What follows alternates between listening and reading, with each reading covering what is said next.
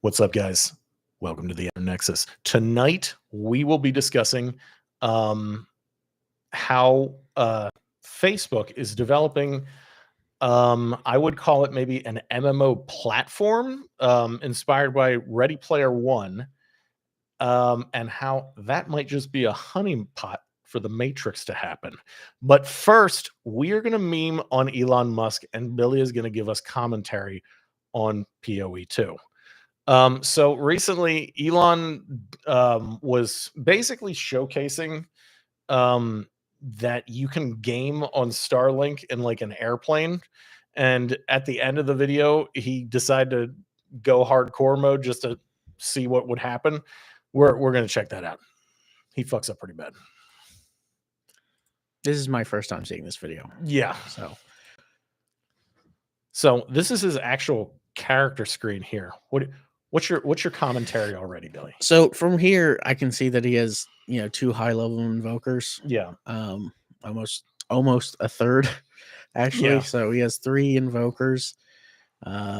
He's on a level 3 warrior at the moment. He has a level 7 monk there. So it looks like he plays a lot of ranged characters. Yeah. So we'll see what he decides to do at this point here. Yeah. So turn off that audio. He's creating a new one.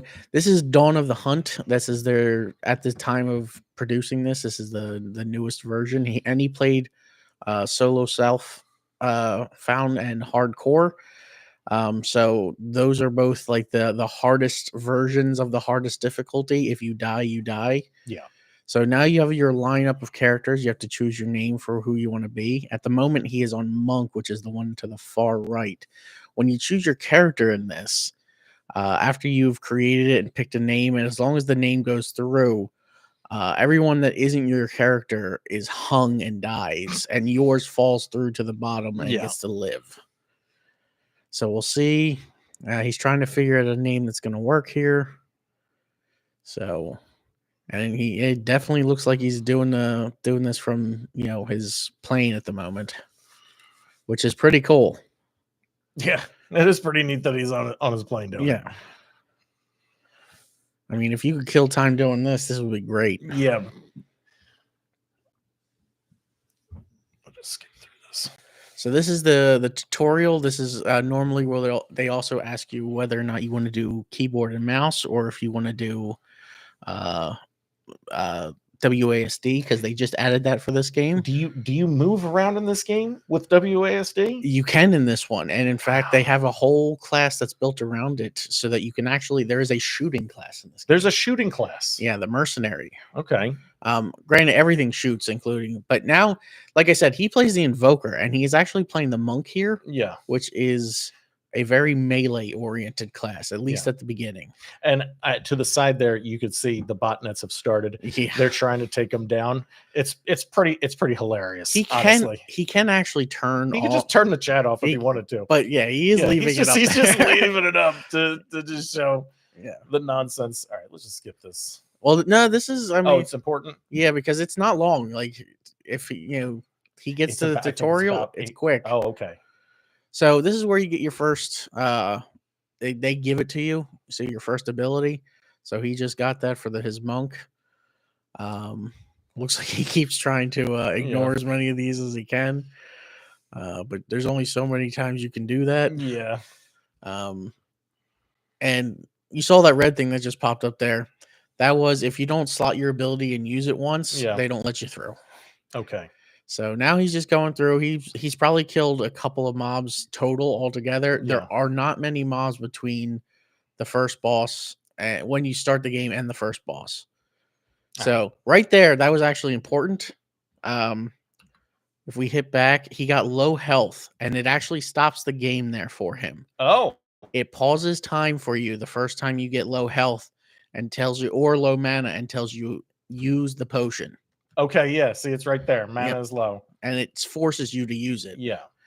So that was the first time it'll stop it. It'll stop it another time for when you're low health, and it'll stop it a third time up to the first boss for telling you how to dodge telegraphed attacks. Yeah. And yep, he is getting very close now to the first boss. This is it. That's the checkpoint. So now he's going to fight it. It's right here. Here we go. And we'll see what happens. And like I The said, Beloved Miller. he's been the invoker this whole time, which means he's used to being able to stand away from this thing. Yeah.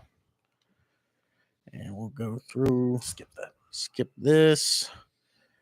So he dodged the first one, which is good. He dodged the second one. That was actually a good dodge too. His timing was great. That right there, it was very short because I think he knew it was coming. It stopped time for him real quick. Right? It might. I think that was it, where it stopped time, telling you how to dodge the first one. Okay. So this is a real tutorial boss here. Yes, but it'll only do it once. Yeah. He's like running away now. Now he's running away. I'm not sure why. Yeah, he does this for a bit. And that's why I wanted to skip through this, because he like runs away and does something else and then goes back to the boss, which is weird. Like he's out of there for a while. Yeah. But yeah, he dodged that first one well. He got hit there. Yeah. Normal, if you get hit by, he does a fist attack. Normally the fist attack, actually, you can get hit. Yeah. It's, in fact, sometimes it's better because the damage you can do versus what he's going to do is actually pretty good there. Yeah. But don't get hit by the sword. Yeah. See, he got hit there. He dodged slightly too early, but that's like I said, you know, there's a difference between having to dodge from close or from far away. Yeah. And he definitely looks like he's used to being like at a range. Yeah.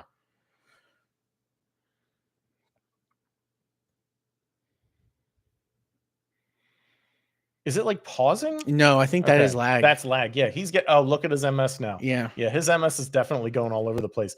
He might have died because of the MS. Yeah. And the thing is, you'll die in this game because of your lag, because this whole game is about like being a little more realistic and like actually being able to die. Like the game developers want you to be like, they don't want you to just mindlessly go through this game. Yeah. So we'll see what happens here. He is being pretty careful. Yes. And I think he's trying to get away from the extra mobs, actually, maybe, because it's it might just be less, I don't know. Or he's waiting for the lag to go down. Yeah.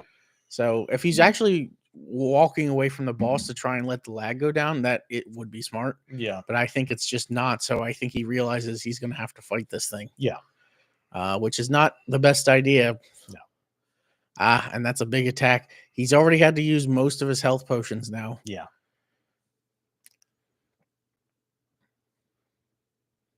Let's see what happens here. Yep, he dodged that one well.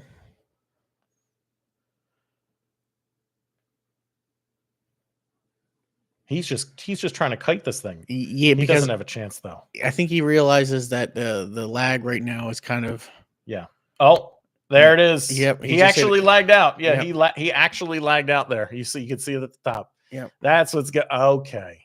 I see. Yep. And then he's done. And then he's done. And that's it. You have died. Yeah. And that is the end of Elon's gaming career. He's terrible. He's awful. He paid players to play for him, and he's just terrible. I will say this about it. Yeah. Everything I saw on his gameplay, that when he was actually playing and the latency was good. It was good. It was good movement. Yeah.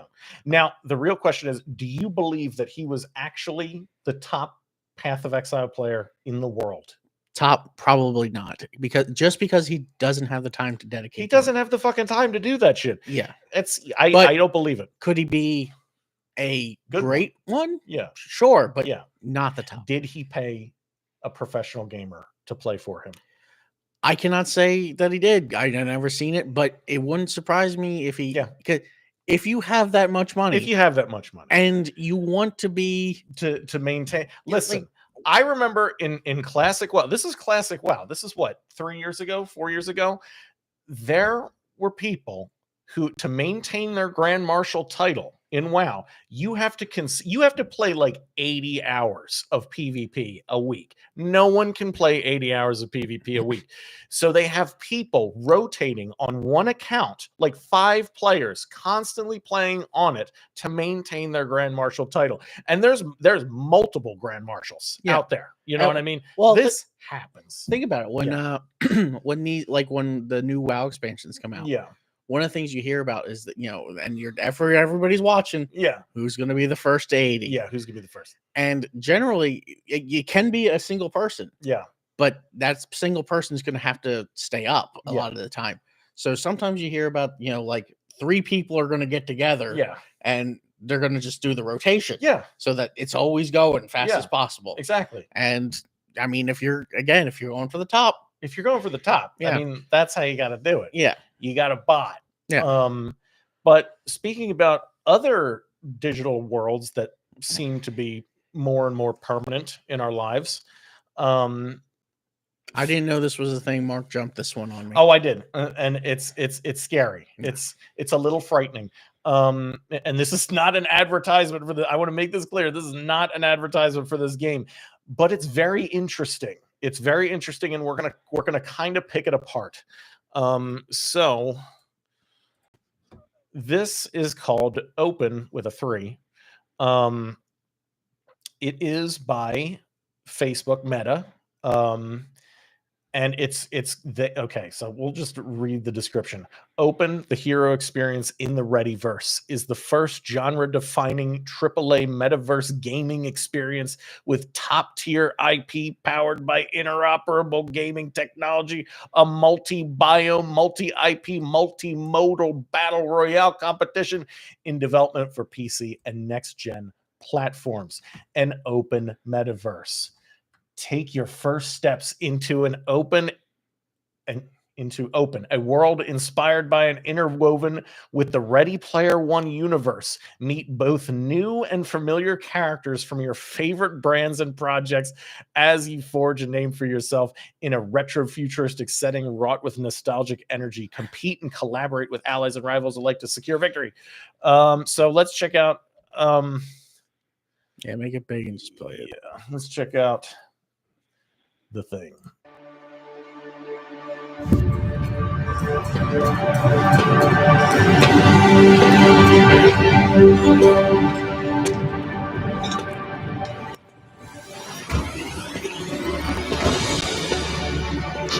There's some obvious referencing going on here if you've read or watched Ready Player One. They're definitely using the character model from Ready Player One here.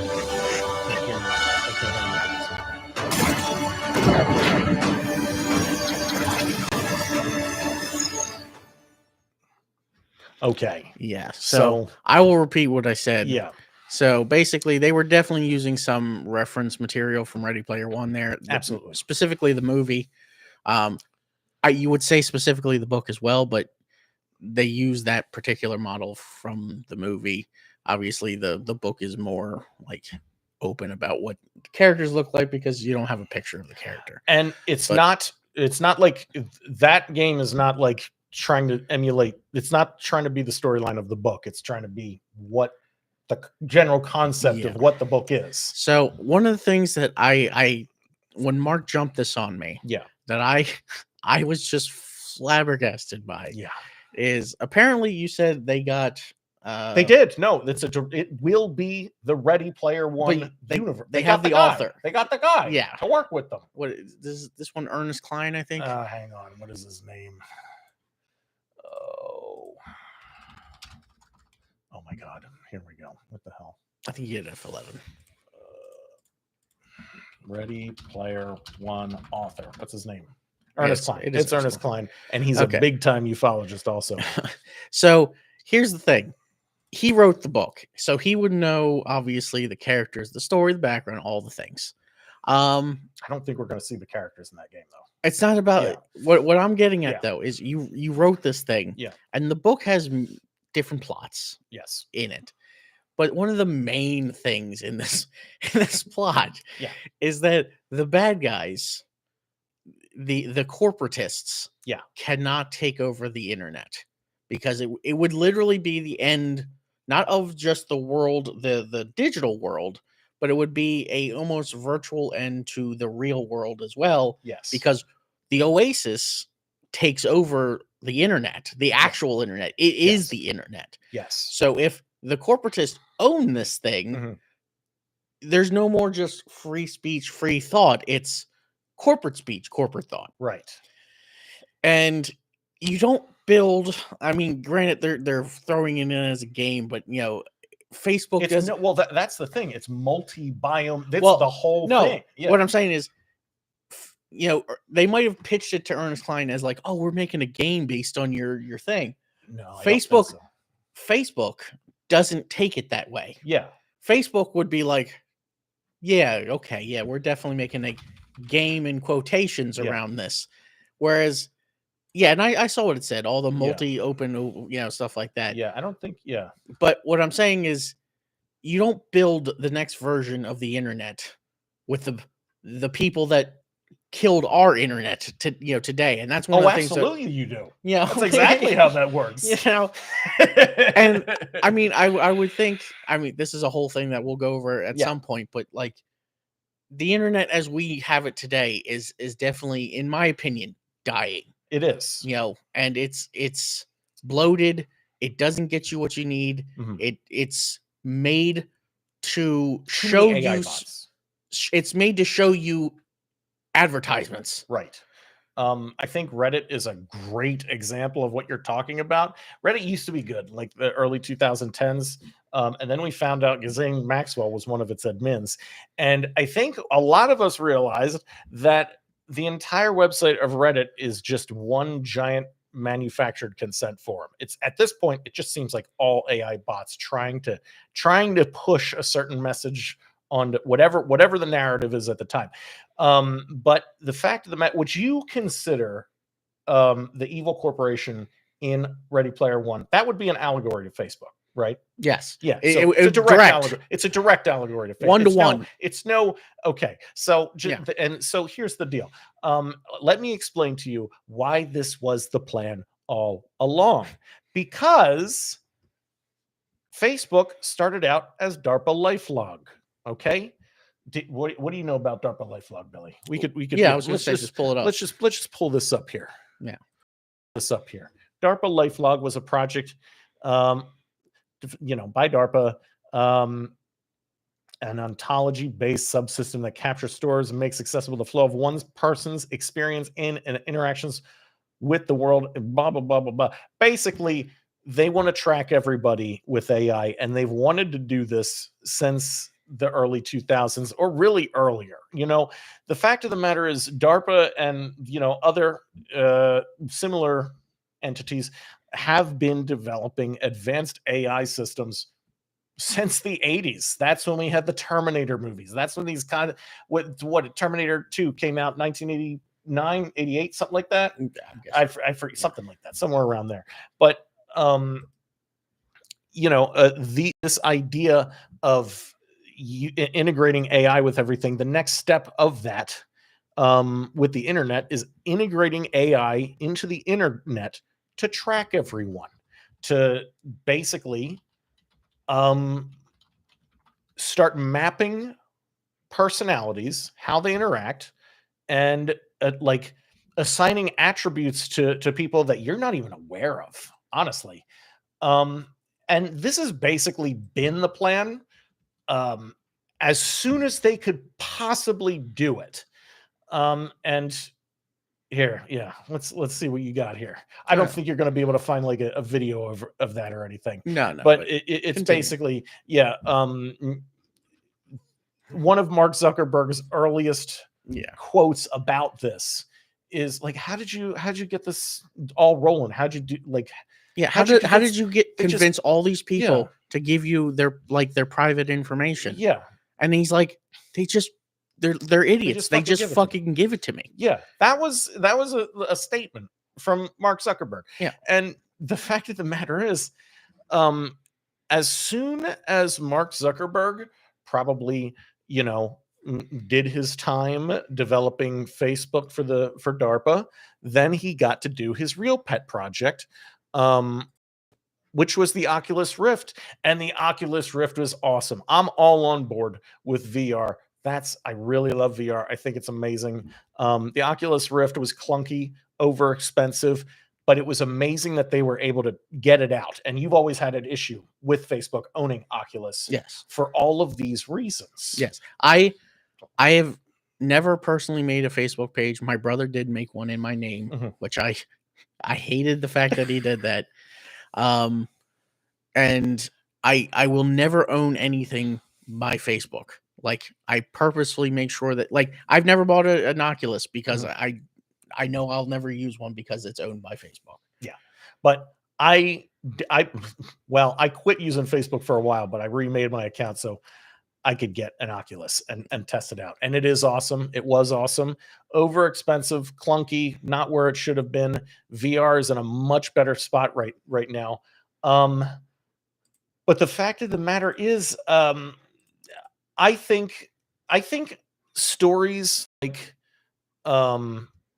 Ready Player One and things like that. I mean, the guy is literally working with Facebook to enable this.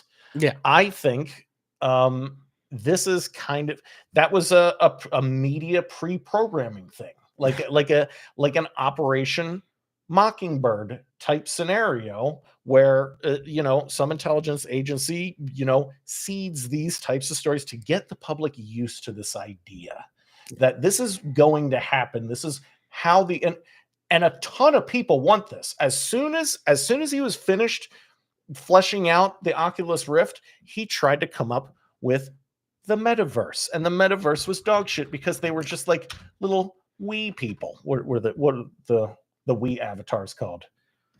Oh, Me's. That's what they were. The metaverse was just had like a. Let me see. Let me pull this up. Yeah, that was the best. This is a good shot of what he tried to market the metaverse as. Hold on, where is this? Oh man, come on. New tab. There we go. Look. So that's what he tried to imagine it as, like that though. Yeah, this is woo. Yeah, let's all have fun in the metaverse. Yeah, and it just looks like a weird Nintendo game that nobody gave a shit about. Yeah, and he tried to market this as a sort of Second Life scenario, and that's the thing. It's like if you're just gonna, this is basically what Second Life looks like now. Well, and Second Life has been around for like 20 fucking years. And I do have a tangent about Second Life. Yeah. There's a whole thing here. Like, if you compare what you're seeing in this image versus like Ready Player One. Yeah. Again, on that image, like, there's a whole bunch of stuff. There's a starfighter going by. There's a castle floating in the sky. Yeah. There's some Minecraft things over to the left. There's obviously a little racing thing that you can kind of also see to the left over there. There's a huge city in the background. Bones. There's a lot going on in this picture, but it's all supposed to be there also in Ready Player One. Everything you see here, you're supposed to be able to do in Ready Player One. The difference being, and this is where he was just a little too hasty, was in order for like something like the Oasis to actually take hold, is all of that has to have meaning. Yes. And not just normal meaning, like it has to have real world meaning. Yeah. And I think they realized at this time where you need to actually have a basis for this. Yeah. All of it in order for it. Like, it needs to almost be a second internet. And I'm not sure how far along they're going to get with this. Okay. Yeah. But they're probably going to try and launch it as a game, and we'll see how that goes. But if they do, I'm pretty sure it's going to fail. So I only agree with that halfway. Yeah. Again, my position here is this has been the goal all along for the internet. And this is honestly what a large amount of tech people, like really deep into tech people, want to see the internet become, is like a virtual space you can go into and interact with other people with. Yeah. They want it to be one bit like augmented reality. What's that one chat room? The VR chat. It's VR chat. Well, yeah, VR, and that's the thing. When Metaverse came out, this is the thing. When Metaverse came out, everybody was like, "We have VR chat. Why are you doing the Metaverse thing? We have VR chat." But what I don't think a lot of people realize is we've had VR chat for like 20 years in the form of Second Life, which now basically has all of those features and has been graphically updated. And let me tell you what, Second Life after 20 fucking years going in there, oh boy, there is some crazy shit. That it's just, listen, these people, let me listen. We're doing it. I have to tell this story. So these people have been festering on this game. This is the darkest corner of the internet. And this is what they're preparing us for. This is what this is going to look like when they finally roll out the Oasis for real. And people have been inside for 5-10 years. Let me explain to you the horrors that await. There was a skyscraper with 28 floors. And we started out at the top. And each floor is it just started out with normal humans. And then the second floor is like humans, maybe some furries.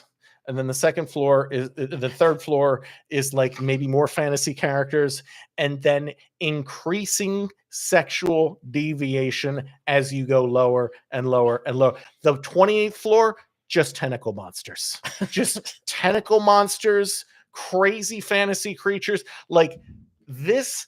Listen, you cannot allow these people to fester in these environments. I am going to make fun of you now. Okay. So I was escorted through this. Someone showed me this. Do you know why he was escorted through this? I'm going to tell you. Okay. Okay.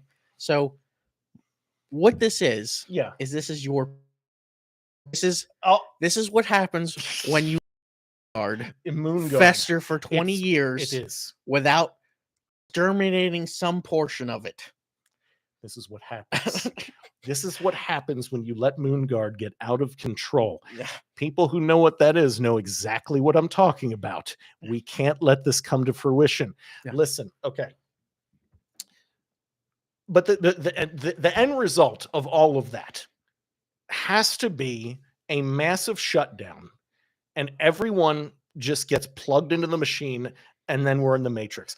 My argument for this video is that Ready Player One, when they finally evolve the internet into the Oasis, and it's all virtual, and then we've been in there for 5-10 years, it's just going to get fucking nuts. They're going to have to shut everything down and turn it into the Matrix. That is the prequel to the Matrix. Ready Player One is a honeypot to develop the actual Matrix. I don't know if I believe it, but whatever. It's in the Matrix. They said the first iteration, it just got out of control and they had to shut it down. Yeah, that's the Oasis. That's what happened. And then they had to get the AI robots from War of the Worlds to come, and that would be a reference to come in and manage everybody. Yeah, I mean, I don't see it that way. Let me put it to you in a different way. Yeah, they coax everyone into integrating into the machine. They present this idea that you're going to have this phenomenal, fantastic life, virtual life online. Meanwhile, everybody is living in gray boxes. It's like that weird art thing with the dude in the corner, and they just coax you into this. If you've read the books go into that, whereas like, you know, you're buying an apartment, like in a very expensive apartment. And why is it expensive? Because it's in a spot with good internet. Yeah. And it's like, you know, not only that, but your rig in your room, everything's, you know, they don't even like describe it too much, but like in my mind, it's like a stark white apartment. Yeah. It's gray. But the most expensive thing in there is the big rig in the middle. You know, and you've got all the add-ons. And in the book, in like Ohio or something, Columbus, Ohio, where they're building an immense data center out there, I believe they have these skyscrapers of trailers stacked up on top of each other.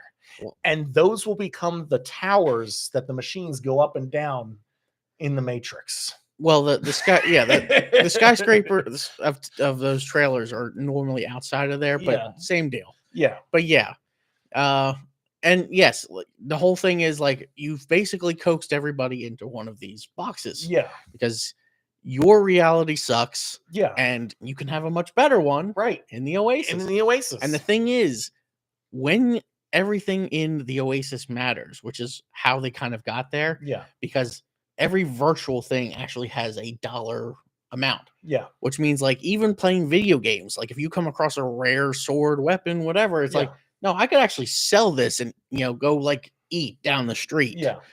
Like, so it all has value. Yes. So that's what they're going to have to do, is they're actually going to have to give game things and like virtual things real value. The Asian market has no issue with this at all. Yeah. That's the thing. Yeah. Is that Oasis, that this open thing, they could open this shit up in China. Yeah. And it would happen. So maybe they might ban it though. We'll see how it goes. Yeah. Because China actually did something quite impressive the other day. I do not say that often. Yeah. Okay. But they actually did come out hardcore against time spent gaming, and they did kick a whole bunch of people like off, and like you like ban them and shit. Yeah, like they were like, no, like you're allowed to play X amount of time in a day. Like they really went hardcore on that. Oh, wow. Okay. I wasn't expecting them to, Yeah. because it's a base that is easy to win over as long as you give them what they want, and they were like, no, we're Yeah. I guess they got to work for it over there. So yeah, I think that'll wrap up this episode. Yeah. Please like and subscribe, guys. Catch you next time.